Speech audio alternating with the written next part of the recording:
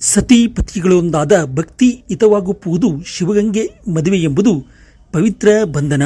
ಸತಿ ಪತಿ ನಡುವೆ ಯಾವುದೋ ವಿಚಾರವಾಗಿ ಮನಸ್ತಾಪವಾಗಿ ದಾಂಪತ್ಯ ಬದುಕಿನಲ್ಲಿ ಬಿರುಕು ಮೂಡಿ ದೂರ ಆಗಲು ಮನಸ್ಸು ಮಾಡಿದ್ದ ಎರಡು ಜೋಡಿಗಳನ್ನು ಪುನಃ ಒಂದುಗೂಡಿಸುವ ಮೂಲಕ ಚೆನ್ನಗಿರಿಯ ನ್ಯಾಯವಾದಿಗಳು ಶ್ರೇಷ್ಠತೆಯ ಮಹತ್ ಕಾರ್ಯ ಮೆರೆದಿದ್ದಾರೆ.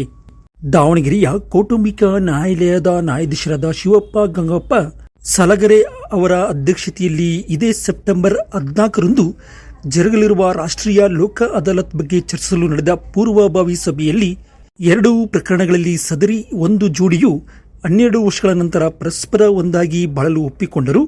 ತದಾದ ನಂತರ ಇನ್ನೊಂದು ಜೋಡಿಯು ಚೆನ್ನಗಿರಿಯ ಹಿರಿಯ ಸಿವಿಲ್ ಮತ್ತು ಜೆಎಂಎಫ್ಸಿ ನ್ಯಾಯಾಲಯಕ್ಕೆ ಪರಸ್ಪರ ವಿಚ್ಛೇದನ ಕೋರಿ ಅರ್ಜಿ ಸಲ್ಲಿಸಿದ್ದು, ಸದರಿ ಪ್ರಕರಣವನ್ನು ತಾಲೂಕು ಕಾನೂನು ಸೇವಾ ಸಮಿತಿ ಚೆನ್ನಗಿರಿಯ ಮಧ್ಯಸ್ಥಿಕೆಯ ಕೇಂದ್ರಕ್ಕೆ ಕಳಿಸಲಾಗಿತ್ತು.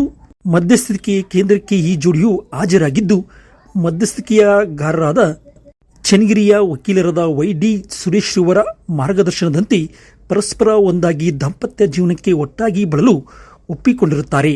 ಇಂದಿನ ಲೋಕ ಅದಾಲತ್ ಪೂರ್ವಭಾವಿ ಸಭೆಯಲ್ಲಿ ಹಿರಿಯ ಸಿವಿಲ್ ನ್ಯಾಯಾಧೀಶರಾದ ವಿಶ್ವನಾಥ್ ವಿ. ಮುಗುತಿ ಇವರ ಸಮ್ಮುಖದಲ್ಲಿ ಈ ಎರಡು ಜೋಡಿಗಳು ಪರಸ್ಪರ ಹೂ ಬದಲಾಯಿಸಿ ಸಿಹಿ ತಿನ್ನಿಸುವ ಮೂಲಕ ಒಂದಾಗಿ ಬಾಳಲು ಒಪ್ಪಿಗೆಯ ಮೇರೆಗೆ ಪ್ರಕರಣವನ್ನು ರಾಜಿ ಮಾಡಲಾಯಿತು. ವಕೀಲರ ಸಂಘದ ಅಧ್ಯಕ್ಷರಾದ ಎಂ. ರಾಜಪ್ಪ, ಉಪಾಧ್ಯಕ್ಷ ಆರ್.